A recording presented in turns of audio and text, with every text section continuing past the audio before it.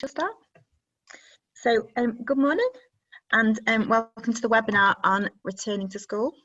I'm Corinne Winters, Senior Educational Psychologist. And I'm Martin Powell, Principal Educational Psychologist. So the webinar has been developed by both ourselves, Stockport Educational Psychology Service and Healthy Young Minds. Special mention to Gordon Milson. I think he's joining us, Martin, isn't he? Yeah. Is he joining us for questions? Yes, he's going to join us for questions later. So we've written it to help support the thinking and planning for the return of pupils to school in this week, really. So in the webinar, we're going to look at some of the psychology that underpins the concept of resilience, of adjustment, growth and recovery, and anything that's relevant to the current situation, really. So we're going to end with a question and answer session. So there's such a small amount of you that if you want, just say your questions or else just post them as you go along. So just reiterate, we've written this from a psychological perspective. So we're looking at understanding psychology to know what's going to be helpful in supporting the return of your pupils.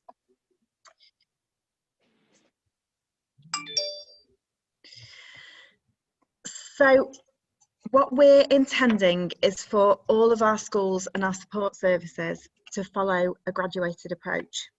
So this is expecting that the majority of children and young people are going to return to school in the new normal and require no additional intervention other than the general support that's planned as part of the COVID response. So that's going to include your usual support from pastoral leads, your whole school initiatives, your PHSE interventions, and I just want to introduce the concept really of watchful waiting. So it's not jumping in, it's allowing time for your children to adjust, because we know that actually adjustment is going to be needed and it is going to take time and it doesn't necessarily need additional intervention. So having said that, there is going to be a group that's represented in the second tier in the yellow, and that might require a targeted response. So you're going to have plans in place for this, and you're going to be supported through consultation by external agencies such as ourselves, HIMSS, and by and large, we're going to always reinforce to you that it's best when children and young people are directly supported by those who know them best. So where there are existing relationships present, it's the most effective way forward. So a parental questionnaire was sent to schools prior to the return. I think there was one sent out by BSS. We've sent one out to secondary schools. And we were just hoping that that's going to help with the early identification of children who might be requiring additional support. So after the target, so within that targeted response, we're looking at resources that we've got, specific things, and I've just left it in my bag, but we've got the attendance. I'm going to get it out. One second. Flash up my. So we've got our attendance booklets. There's one for parents and carers, the guidance booklet, and there's one for young people as well, which is somewhere in the bottom of my bag. It's nothing like being prepared, is there? Well, at least I've got it with me. So, and then the top of it, the top bit of the triangle is your personalised response. So that's going to be necessary for a minority of children and young people. So it's anticipated that we're already going to know most of these children and young people. So these are going to be the ones that have got pre-existing difficulties, pre-existing anxieties. They are expected to be more likely to struggle, especially after such a period of non-attendance. So they're the ones that we're going to be looking at, whether they need involvement from ourselves, from HIMSS, from primary, secondary Jigsaw, and from other agencies. It's probably worthwhile just adding in there, the booklets that Corinne shared, they're available as PDFs on the local offer. So if you... Not the guidance one for schools. Okay. I don't think we've got that on the local offer, but we've got the booklets for parents and carers. Yeah. But we're going to run drop-ins on attendance starting very soon, so that we can try and iron out some of these and signpost you to the resources and going through them with you. We're going to run them in conjunction with the Education Welfare Service. we've got just put a quote here about the healing power of ordinary experiences, and it comes from Gilligan, who's a key researcher and author around the concept of resilience. And when we're talking about resilience, of course, we're talking about that ability to bounce back and recover from adversity. And in Gilligan's comments here, it says that, you know, help comes in many forms. It's not just from people wearing white coats or some formal appointment. It's actually part of our everyday life experiences. And the example there, you know, it's not, you know, if you've got a physical injury, it's not just physiotherapy that people need, but actually the normal physical functioning that life affords, really. And the same thing applies in terms of our emotional well-being. It's not always about therapists and therapy and specialist input. It's actually a lot about what's normal and normally available, and that's going to kind of promote our functioning following trauma. And I think resilience is quite important for us to hold on to at this point, because it reflects a natural inclination, really, of humans towards growth and recovery. And it's easy to forget that we have this ability when we're exposed to such a lot of fears and negativity that form the basis of a lot of reports within the news and social media. But I think it's also important for us to recognise that when we think about resilience and we think about people's experiences during COVID, that actually people's experiences of COVID has been very mixed. And whilst there may be children who have had very difficult and challenging experiences and possibly exposed to challenges at home that there are traumatic, so domestic abuse and difficult experiences at home, a good number of children, in fact probably the majority of children, will have experienced some positives during this period as well. It's been a chance for many families to reconnect and spend time with each other in positive ways. So we have the kind of two extremes here, and so while we have some, of course, that have found this quite a challenge, we've got quite a large number that in a sense have not experienced it in that way, and have found, talking about my own children to some extent, have found the pause of not being in school in some ways positive, but are now at the stage where they're actually looking forward to returning and connecting with friends and getting back into a sense of normality and connecting with each other, and also experiencing the kind of the benefits of being in a routine and having a sense of normality around that, really. And we know from our experiences of last term and feedback that we're getting from schools around the country that are already open, and including Scotland, that actually the majority of children actually settled back into school when they were open last term and adjusted very well. And we've got no sense that that's going to be any different this time. We suspect that there will be quite a number of children that will just because of the nature of children, they adapt and they adjust, and they will settle quite quickly.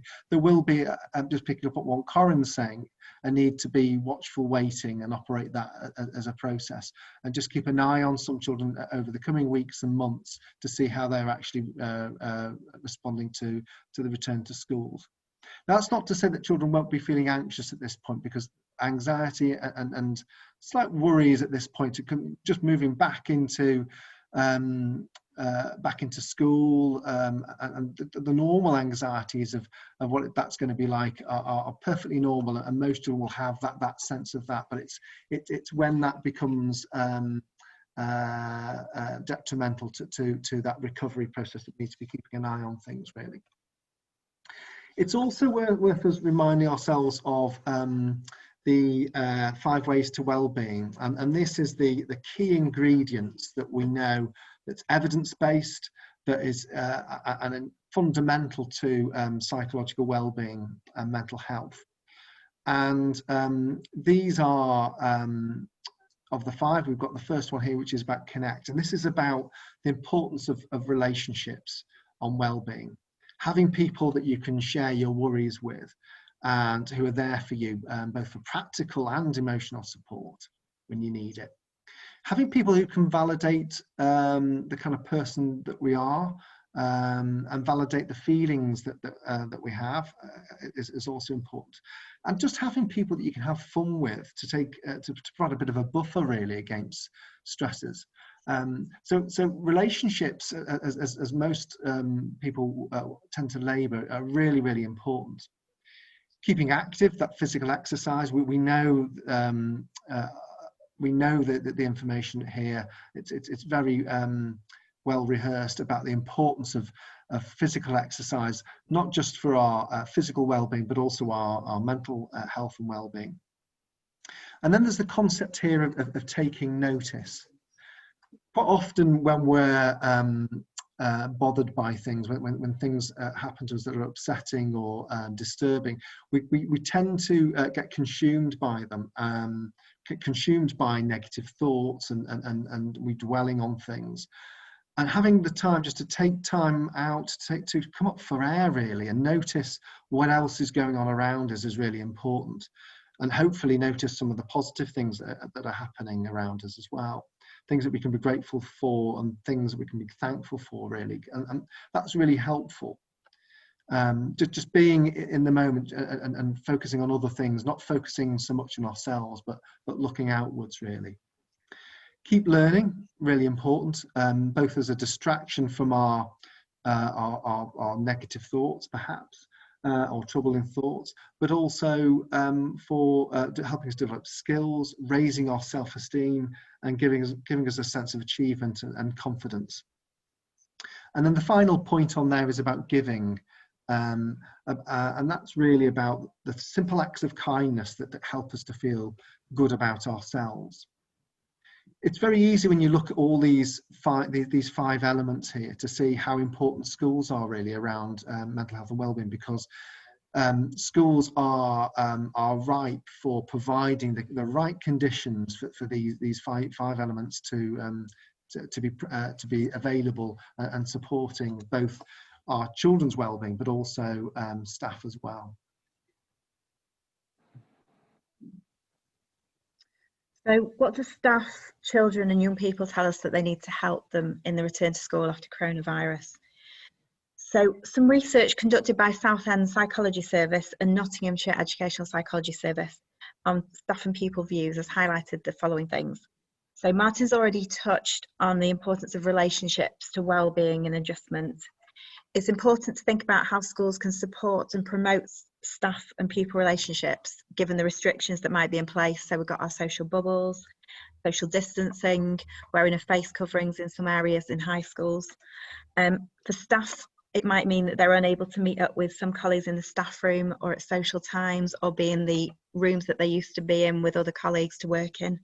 For children, they might not be able to meet up with friends or even siblings from other year groups at break and lunch times that they were used to. So it's going to be quite a difference for them really. And then we move on to certainty. So we know already now, don't we, that providing certainty is very difficult in an uncertain world in this time. But it is possible to increase the certainty and predictability if we've got rules, we've got structure, we've got routines, and we've got increased communication. So with those factors, we can increase our sense of security. Knowing what's going to happen next and what to expect can be really reassuring. This is also going to apply to lessons and learning. So we know that lots of children will be concerned about gaps in their learning, whether or not they can do the work. I know that my youngest put a pen in his hand for the first time in about 6 months the other night, and realised that he was going to really struggle to write, and that's a major factor for him. So, you know, just the pure act of sitting with a pen and writing again is going to be really tricky for some of our kids. So it brings us on to opportunities, really. Children worried whether or not they're going to have the same opportunities that they were hoping for, whether their future prospects are going to be affected. We've still got the uncertainty about GCSE timings, A-level timings, lots of things that we're just going to have to go with and reassure where we can. Schools have been planning continuously, and know, to address the issue of safety. It's a movable feast. You've got plans in place for keeping people safe with your hand washing, social distancing, keeping in the bubbles. And we're going to look on the next slide, bring us about Maslow. So that really reinforces the idea about safety. So in thinking about returning, we remind ourselves of Maslow's hierarchy, which I'm sure that many of you are very, very familiar with. So it's a useful theory and framework to guide our activities to support each other and our children. So in the pyramid, the earlier needs must be met before the needs higher up the pyramid can be considered. So for a school, focusing on the basic physical and security needs is helpful before we begin to think about the cognitive and learning needs. So I'm continually reinforcing to my schools that a child who doesn't feel safe is going to struggle to focus and learn. So I'm learning this now through my eldest. My eldest is quite an anxious one. My youngest is more of a happy-go-lucky, just gets on with things. My eldest, so my boys are 3 days in now, and both in high school. And they have been used to really, quite stringent social distancing. My eldest is really struggling with the concept of a bubble. He keeps saying to me, "I just don't feel safe, Mum." And what he's not understanding is that within that bubble, you can be in closer proximity to others. And I'm reinforcing that with him, and I'm hoping that schools doing that as well. But actually, I can see that he's being quite hypervigilant within his classrooms. He's already going through the rooms he's in saying, "I don't feel safe in that room, I feel safer in that room." And you can see that he's not going to concentrate and learn until he has adapted and has understood that actually a bubble doesn't mean that you need to be miles away from each other. You can be closer to each other within a certain proximity, and then once you feel safe, you can learn. So the return to schools, we also need to be thinking about supporting children to reconnect with their friends, address any worries and concerns that they might have, including learning, including their ability to catch up, which is what we've already said. And as all those needs are met, we can move higher up the hierarchy. I think the reality, just to pick up on what you're just saying there, Corinne, is it's going to take time for children to adjust to the new normal, in a sense, what the new arrangements are. But once they become familiar, then you can start to settle and feel at ease. It's just going to take a bit of time, as it will for the adults as well. Just something for us to have in our heads as well, just following on from that, is what we know about the best predictors of recovery from traumatic events. So these are the kind of things that we're mindful of when we're responding to critical incidents. And there's a useful application here in terms of our return to school following the COVID-19 pandemic. First one, again, we're reiterating this, aren't we, labouring this, about the connections and the relationships. Really important for any recovery from trauma. But also, we have here a second one there is about coping skills, having the ability to problem solve and find ways around things, find solutions to challenges.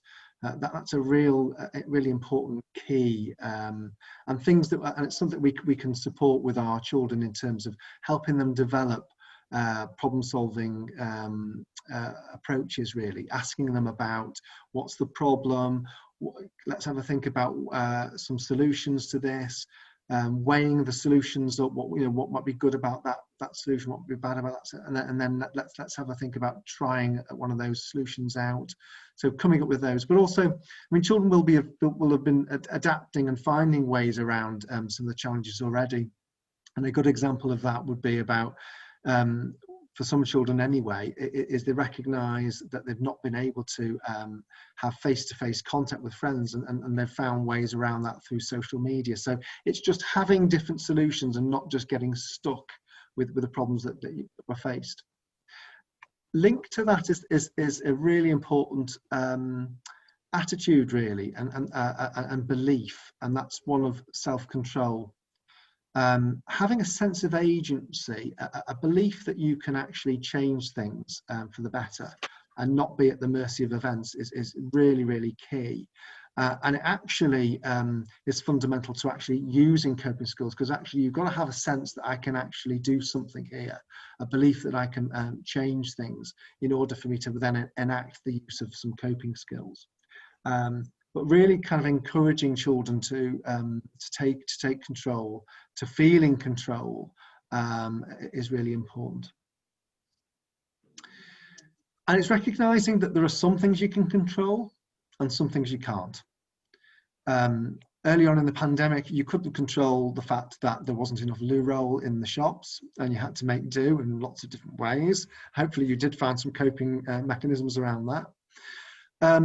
We have to kind of focus a lot on what we can control. We can control our exposure, for instance, to some of the hysteria that might exist around COVID-19. So limiting the amount of contact we have to social media, maybe limiting the amount of exposure to the news, for instance, might be something we might want to do. We might also want to focus, just picking up on a little bit on what Corinne was saying, is when people start to become anxious about people not following the social rules. We can't control other people, but we can make sure that we ourselves are following some rules and trying to keep ourselves safe. So again, it becomes focused on what we can do for ourselves, really. So it's just weighing those things up. Is this something you can actually change or not? So what else can you do in order to actually control things for yourself, really? And just another reminder here is that every interaction is an intervention. So, and it doesn't have to be a high-flying, convoluted specialist in any way. The kind of just smiles that a teacher might give to a child, checking in with them, asking them, are they okay, how are you? Those kind of normal everyday connections are going to be fundamental and really important to support the return of children and any recovery that's needed. So this slide you'll know quite a lot already. We're talking about over communication here. Use various means to communicate. Don't assume that parents and carers are going to read your updates on your website, and repeat the messages. So when parents have got the right information, they can support their children at home by reinforcing the right messages. If it's not communicated well, it's going to result in miscommunication, and parents are going to share the miscommunication and the wrong information between themselves. So just do whatever means you can to make sure that you're getting your messages across and they're the correct messages. Talk about feelings. It's important to acknowledge what's happened for everyone. Just be human and let people know that you found it difficult yourself. Aim to keep things contained and ring-fenced. So be mindful that some children will find conversations unhelpful if it disrupts the routines and the expectations. So going back to the fact that we're trying to establish routines as best we can, it might not be helpful. It's very unlikely to be helpful, actually, to many children if the conversations start up about COVID during a maths lesson, for example. Ring fence when you're going to need to discuss those topics, and in the main, try to establish your routines really early on and keep focused on your lessons and what you've got planned. So we've already touched on the structures and routines. We've already discussed the importance of that. We don't need to go back to that one. But know your pupils, find out as much as you can in advance about what's happened to individuals, and share as appropriate as best you can with relevant staff, so there's greater understanding. So it's really important for this, ensuring that the correct support's in place, because it's obviously going to enable you to anticipate issues or difficulties and understand their behaviours.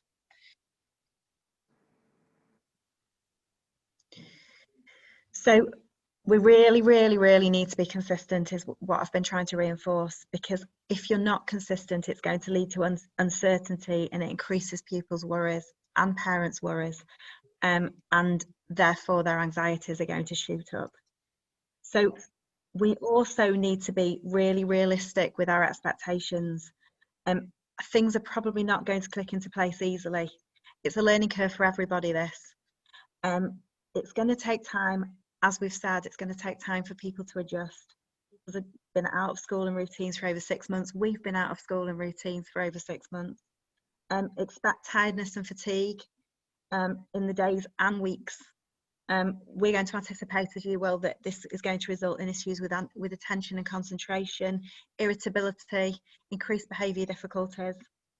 Recognise that yourselves as staff are going to be tired. You might not be on top of your game because you're tired.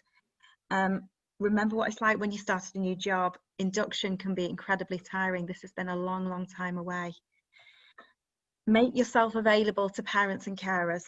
Increase ways for two-way communication with them so that you're allaying all their worries and their anxieties. Don't rely on messages being passed by students. Those of you who've got children know that information can sometimes be like getting blood out of a stone from your kids. If you can, as best you can, pass on the message, that would be best. So I was just remembering that we got an email last night from one of my son's teachers, just to say, just wanted to let you know, Mrs. Winters, he did really, really well in biology today, and this is what we're going to be covering. And I just also want to let you know that I can't mark the books as often as possible, as often as I'd like, and that a lot of it's going to be needing to be submitted virtually. Now, I can't rely that my son will have known that information. He just looked blankly at me when I told him. So I was really, really relieved to have that communication from that member of staff, otherwise I just wouldn't have known. So the well-planned pastoral care and support, you'll already have your plans in place. It's really important that pastoral and SEN systems are working closely together at the moment. It's important anyway, but it's even more important at the moment. Some pupils will benefit from opportunities to contact staff if they're having difficulties, but we're going to give you a word of caution about opening the floodgates. It just avoids young people coming all the time really to talk, because we're trying as best we can to make sure that they get into a routine. So we're thinking that support is best on a one-to-one rather than opening this up to groups, because it avoids young people passing anxieties onto each other. So all the time we're saying to you, try to establish routine and consistency, but be there. There's a lot to be gained from the keeping things as normal and keeping to things as children would expect, really. There's a lot to be gained from that. That's very reassuring, actually. The world becomes predictable for children, and that reduces anxiety. So that's really, really key. Okay. I was going to say the other thing, just that I'm almost mindful of, is it's allowing and giving space for this readjustment to occur. You probably know when new things are introduced, like you get a new recycle bin or something like that, or as I've had recently, I've had a new fridge where once it was integrated in a cupboard, it's a new fridge that's freestanding. I keep going to the cupboard to access the fridge. It takes your time to adjust because you're on automatic. You forget to recycle you know, your waste food, and you're still sticking it in the old bin. It takes us time to adjust, and then once we're just we're fine, and it's just allowing that space and time for that, really. I think also just think about in terms of COVID, it took us a bit of time to adjust the fact that people were wearing masks, and took us time to get used to the social distancing. But I don't know whether people have similar experiences, but when I'm watching television now and I see some old films, I think, oh, they're getting too close there. And instantly my head's going, they're almost touching each other. So yeah, so it takes us time to adjust and appreciate these things.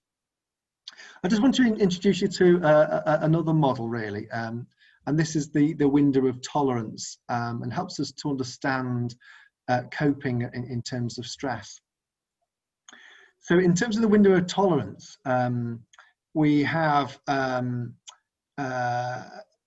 it's a way of kind of reflecting the kind of ups and downs, I guess, of life. So in the middle, where we have optimal functioning, our thoughts are rational, and we're feeling calm and responding well to daily stresses. We need a certain amount of stress, or a certain amount of stimulation. But what we've got to be careful of is having too much of that, because it then pushes us into the extremes of the storm clouds at either side. And this is where stress and trauma really kind of shrinks our window of tolerance, and it throws us off balance, and we go into either hypoarousal, where we kind of shut down and withdraw, or hyperarousal, where we go into a fight or flight mode. And either way, what's happening is our bodies are taking over and reacting. And what we need to do, our aim is really to try and keep people calm, so they're able to think and be rational and problem solve. And that's our goal really, is about how we help people to manage these two extremes, extremes of emotions really. The other thing I kind of, to illustrate this at a very simple level, because is to think about anybody who does any performance, plays musical instruments, or maybe plays a sport in front of people. If you can cope with a certain amount of stimulation, a certain amount of that, but actually, if you're not particularly skilled and you're still learning something, actually having that intensity, that arousal that comes from being observed, can throw you off, and you end up hitting all the wrong keys or the wrong notes on a piano. So it's a good illustration of also of how we might operate in terms of our learning as well. The CBT model around understanding emotions is also very helpful in helping us to think about anxiety.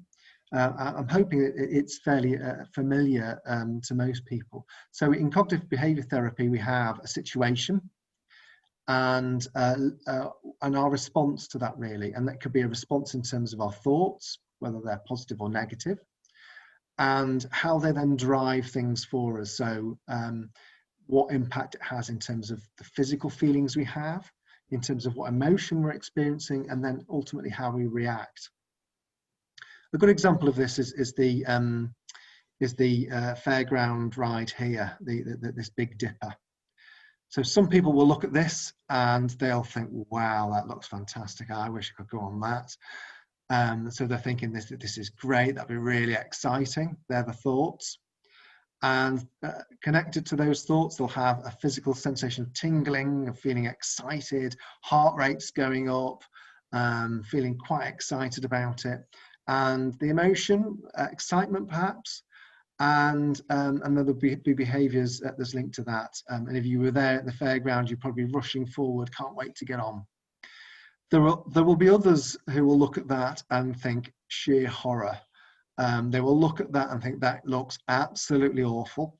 I can't, they might have very negative thoughts about. I'm thinking about my own thoughts when I went on the big one in Blackpool last year, and my thoughts were, I'm going to die, I might fall out, it doesn't look very safe, that belt, there's only a very an old tired belt on there. So you have those sorts of thoughts, and then generating those thoughts are, yes, a tingling sensation, but it's one of stomach churning, heart rates up, and I'm about to go into fight or flight really. Same situation, but perceived very differently.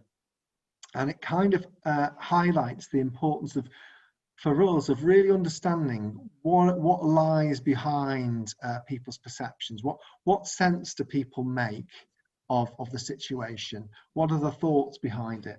And when we think about this pandemic and COVID and the return to schools, we're going to be meeting people who are going to have very negative thoughts and expectations around this, and that's going to be linked to worries and anxieties. Now, their thoughts may be based on some personal experiences. Maybe they are people with increased vulnerabilities, and they're understandably going to be more concerned. They may know people who have suffered during this period and sadly may have lost their lives during this period. Or they may have other relatives that are vulnerable as well. Then there will be people who are less anxious, and we come across people who aren't wearing the masks properly, who aren't following the kind of social restrictions, people who don't seem to be overly worried about the context. And that might be because they don't have the same vulnerabilities, or because they perceive the risks as low. And then we have people in between these two extremes, people who are just very confused, don't really know what the right thing is to do. But the point of just flagging this up really is we have a situation that can be perceived differently, and people's emotions and reactions are going to be very different. And our role, I think, is just to appreciate that, to recognise that that is the reality really. And where we can is trying to understand what lies behind those emotions, what are people's worries and fears, and helping people to express those is going to be really important in helping them to identify solutions and begin to move forward. I'm just flagging up this because I think it's really useful. But within CBT, we often encourage people to notice these types of thoughts that we have. So a typical thought might be a catastrophizing thought that we might have, that things are going to be terrible, things are going to be awful. We might have also thoughts about ourselves being very critical, constantly focusing on the bad stuff and ignoring some of the good stuff. So these are kind of common thinking errors to a point, but common types of negative ways of thinking really, that we all have, that we're all exposed to. But the difficulty is when we get caught up and listening too much to some of those negative thoughts, but being mindful that they exist out there. It's just a reminder here that people's experiences and people's reactions are normal. They're a normal reaction to what is an abnormal event here. We're dealing with a very unprecedented time, really. And it's just being aware that people are going to be a little bit on edge, a bit tetchy at times. Might even find ourselves falling into this category. We may feel a bit angry at times. Now that anger may not be anger in itself, but maybe a sign of anxiety, because the two are quite closely linked, aren't they? That when we feel so overwhelmed, so anxious, that we get into that fight or flight, and our reaction is to hit out and be defensive. We may be overwhelmed and stressed. We may make a big deal over what seems to be little things, really. And we may appear a little bit disorganized, a bit forgetful, not really on top of things. And these are the signs to be mindful of. So one of the biggest things that we're going to need to do is containment. So everyone's got their own unique anxieties. So I know, and you'll know from your relationships with relatives, friends, colleagues, that people are further along the road in managing anxieties. People are further along the road in how they're coping with COVID. And the key really is communication, listening, understanding, but accepting why people feel worried, and accepting that everybody's got their own unique set of anxieties depending on their unique set of experiences that has happened so far. So reinforcing really that what Martin was saying before, that same situation, but people's perceptions and experiences are colouring people's reactions. So it's essential that we find ways around all of this. We need to understand everybody's individual circumstances, and we need to be accommodating. So if somebody's shielding and vulnerable, accommodating accordingly. Remembering it's going to be even harder for people that when, now that the vast majority are getting back to more of a sense of normality, there's going to be a sense for people that if they're shielding and vulnerable, it might be even more difficult for them.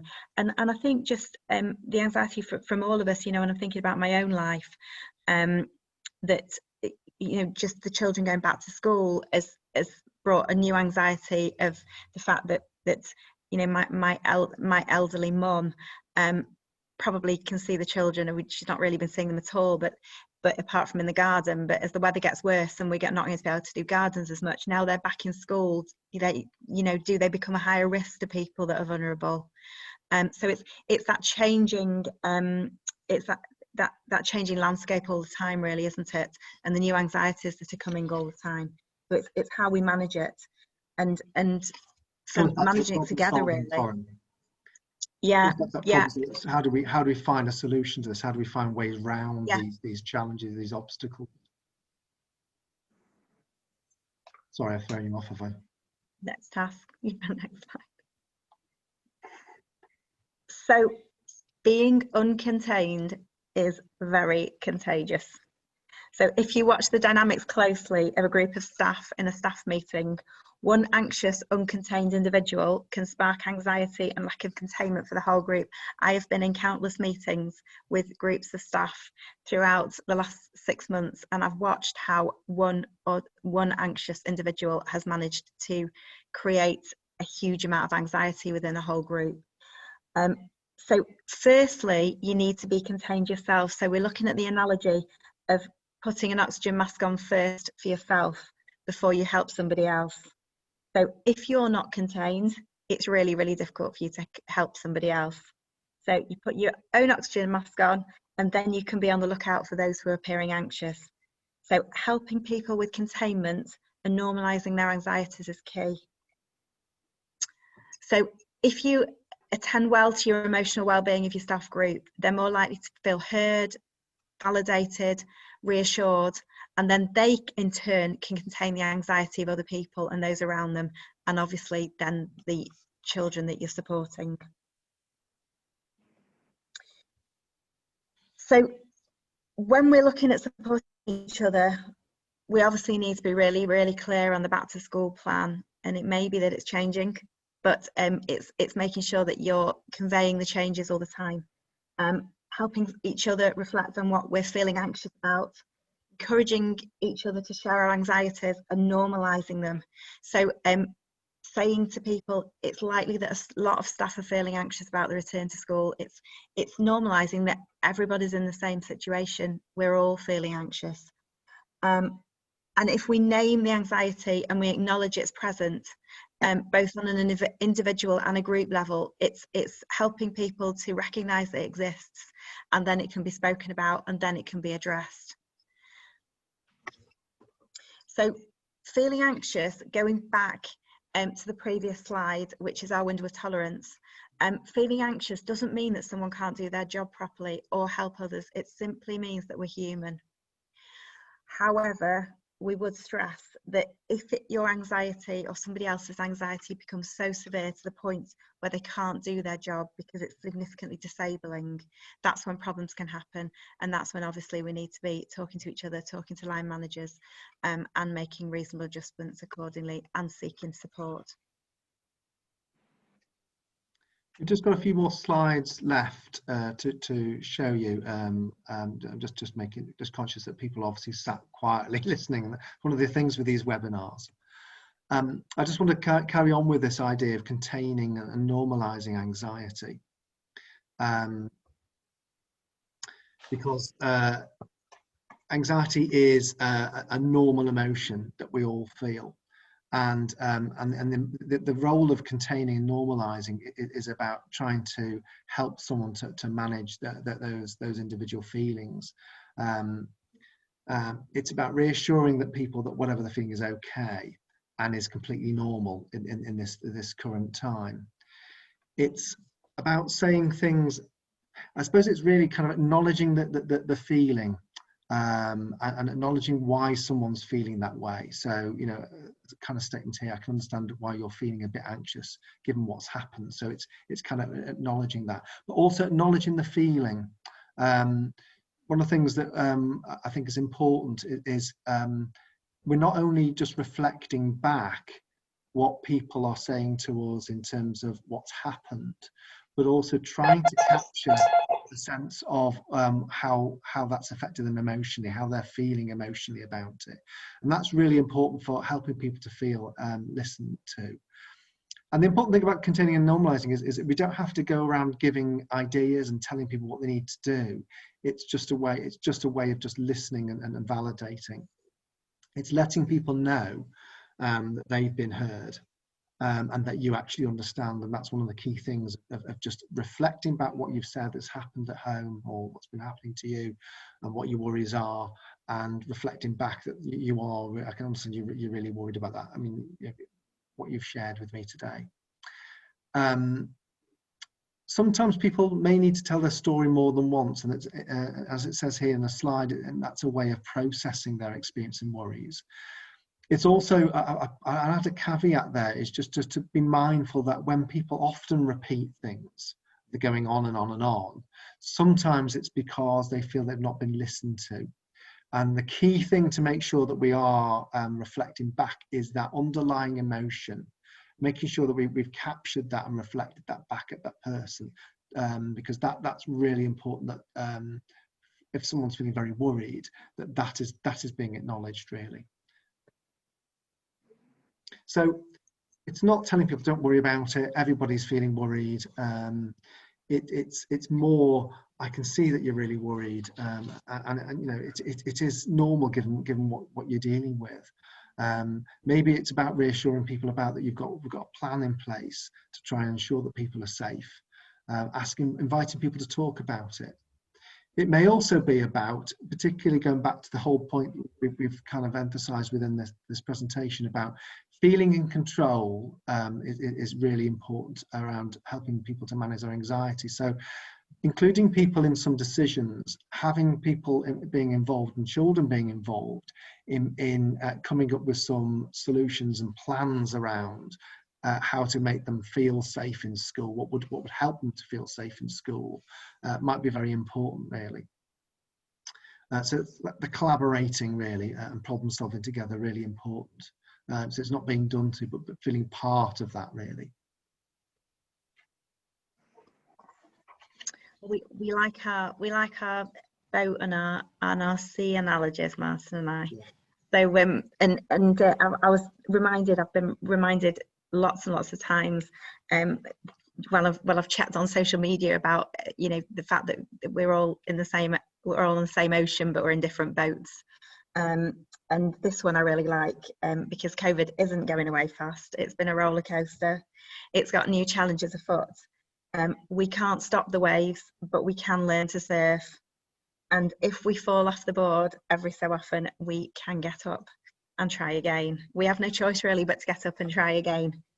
And the last little boat analogy, that really, I suppose that 2020 has been the year that nobody's year has gone to plan.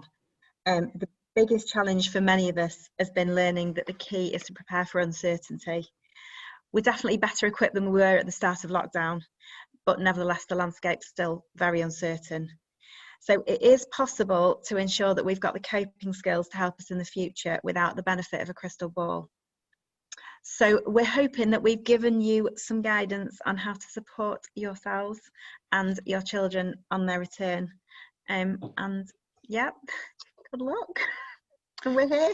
I was going to say, as I've said in all the presentations so far, is that part of the thing with the ship boat analogy for me is the kind of metaphor which I sometimes share with children about the importance of, if you imagine life as a bit like a sailing ship, that you might have a particular goal or a direction you're heading to, but whether or not you get there can be partly dependent on the elements and how prepared we are in terms of managing that. But it's about, you know, how well do we navigate the map? How well do we manage those sails? Do we tack in order to get there? So we might not get there by a direct route because of what happens, but we find other ways round to get there. Or do we simply decide we might end up somewhere else and decide to go somewhere else? Is that what we're doing? And equally, the point that I often use it as a metaphor to do is to say, really, it is important to have a goal, have a direction, because otherwise we're just at the whim of mercy of the elements, really, and who knows where we'll end up. We've added in here just some useful resources just for you to be aware of. most people will know about the local offer, and there's a wealth of resources on there around mental health and wellbeing, all kind of COVID linked. We've added in a link here underneath that for the Living Life to the Full programme, which people will probably know about, which is the online CBT programme. Now that's free to any people living and working in Greater Manchester. So you can click on the GM Health Hub and it'll take you through there. You just need to register with an email and a password to access that.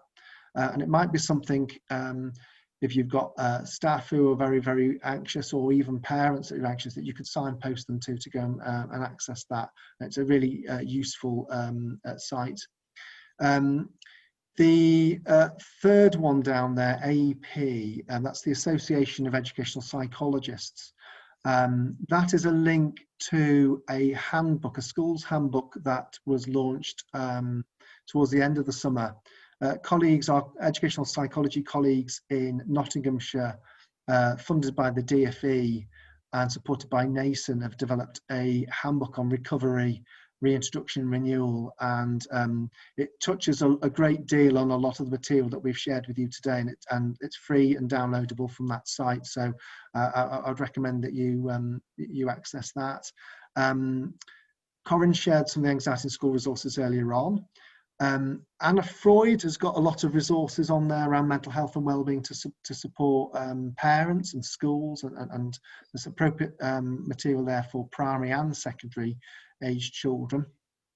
Anna Freud are also working on, as part of a government initiative, on developing some resources that are linked to the reintroduction and recovery plans with the reopening of schools. There is some information there on returning to school from the British Psychological Society, so the link on there. There's some useful videos. There's one for parents and also one for schools about the importance of play, and using play as an opportunity for children to express what's happened, but also as a stress relieving activity. So that's that. There are some useful resources on the local offer there, Stockport FSD, that's on there. And the last one is some further resources on the Greater Manchester Hub site that with some links to there. So feel free to have a look at those. There's some really kind of useful things that I'm sure you'll be able to put into good use. Just to make people aware, but the more aimed at secondary age children, so from 11 years upwards, but there are some organisations that will provide online digital mental health support, so Cooth in particular, but there's also Shout and Silver Cloud that they're available. And now it's the any questions time, really. We've got a small number, so we could probably do it on a lifting of a hand or raising of a hand, I guess. We've also been joined by Gordon Milson from HIMSS, clinical psychologist. You here, Gordon? Yes, I'm here, Martin. Good morning, everybody. Morning, Gordon. You'll help us with any questions, any difficult ones, we'll pass them to you. But do we have any questions from anybody? I don't know whether I can see everybody. Let me just see.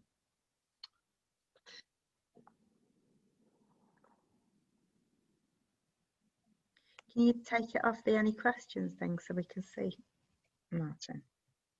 I can stop sharing. Let me just see.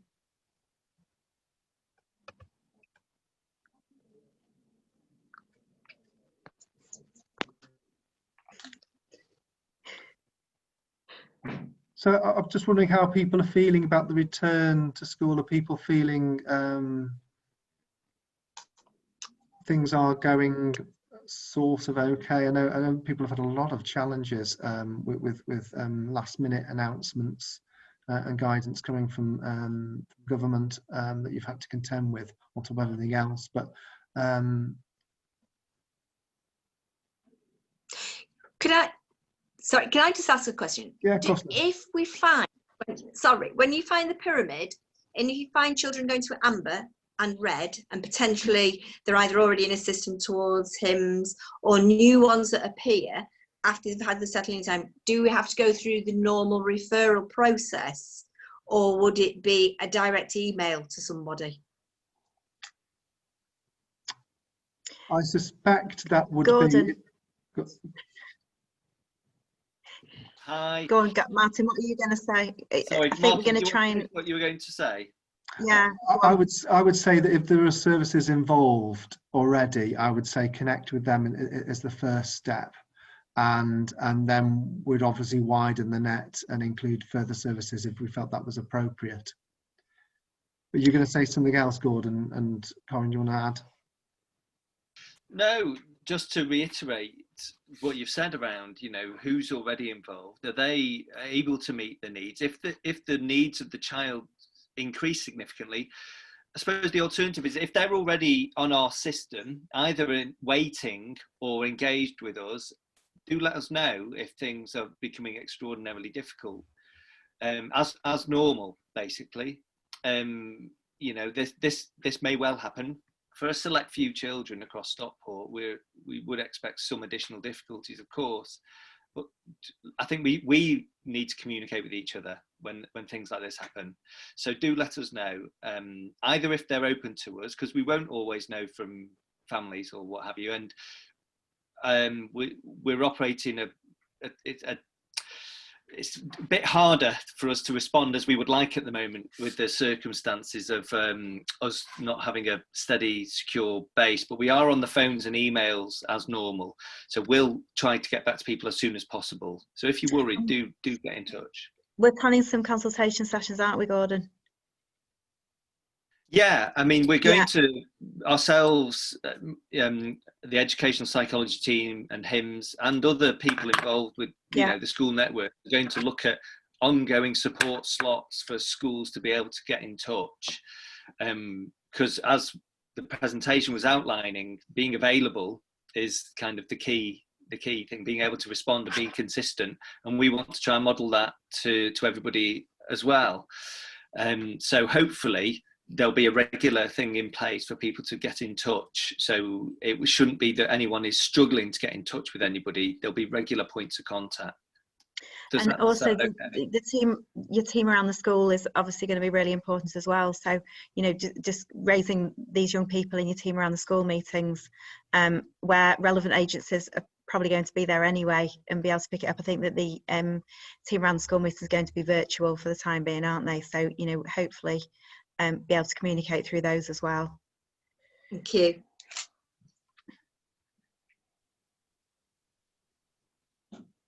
Any other questions?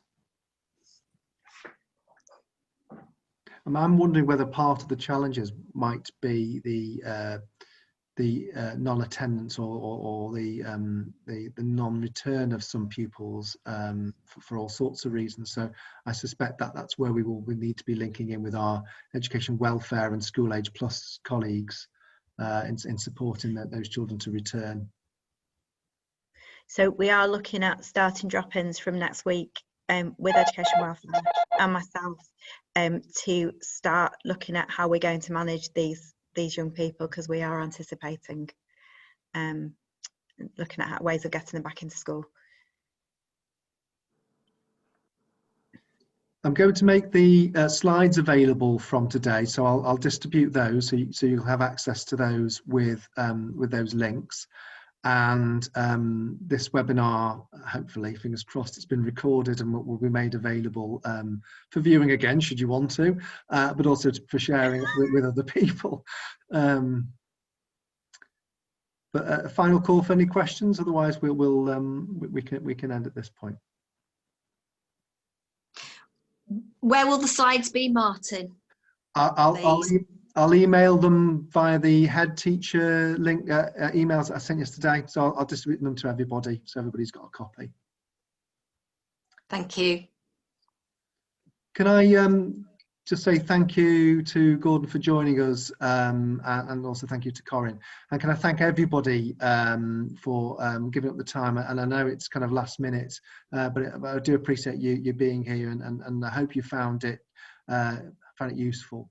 Yeah, so please feel free when you get the electronic version to share that with others, the recording. Okay, thank you very much and goodbye. Thank you.